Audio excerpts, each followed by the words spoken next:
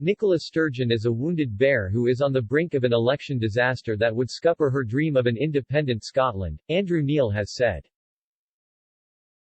The heavyweight journalist and former editor of The Times, who is preparing to launch his GB News television channel, believes Scotland's First Minister has been badly damaged by her handling of the investigation into sexual harassment claims against her predecessor, Alex Salmond.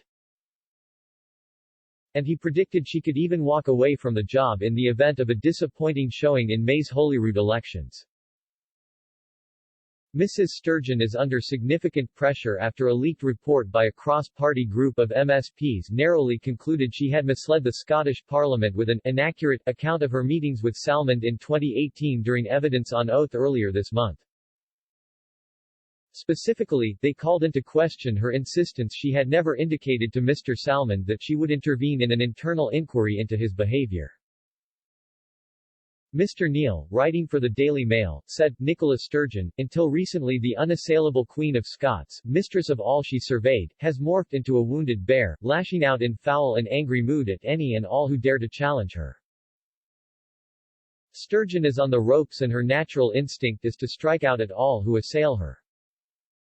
It is not a pretty sight. Such was the change in Mrs. Sturgeon's political fortunes. Some pro-union politicians publicly calling for her head were privately hoping she's staying in her job, Mr. Neil said.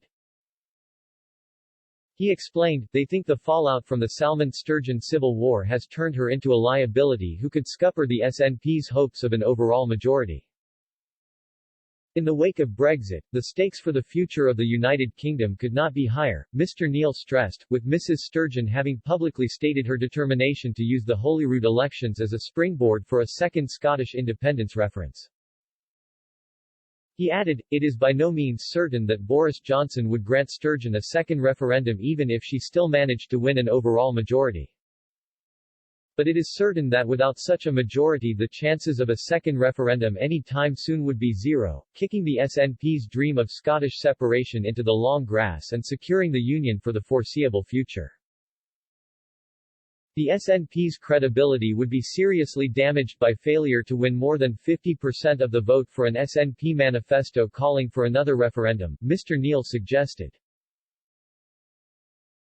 He said, Westminster would simply insist that it was not even a matter for negotiation, since a majority of Scots would have voted for pro-union parties. There is no question that the long-drawn-out Salmond affair, despite its sometimes baffling intricacies, has taken its toll on Sturgeon and the SNP. After a long run of polls indicating majority support for independence, they have since tightened considerably, with recent ones indicating the reverse, support for remaining in the Union.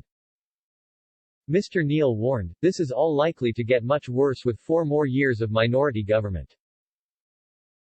With no prospect of a second referendum, party discipline will atrophy further. Sturgeon will have no red meat to throw at her fundamentalist wing, for whom independence is all that matters. The wheels are already coming off the SNP. In the next parliament it could be left sitting on its axles. I would not be surprised if Sturgeon decided sometime in the next parliament to pack it in and go off to a more pleasant life managing some global quango. If May's elections produce a result which secures the Union for the foreseeable future, and those who cherish the Union should start to breathe a little more easily, what would be the point in hanging around?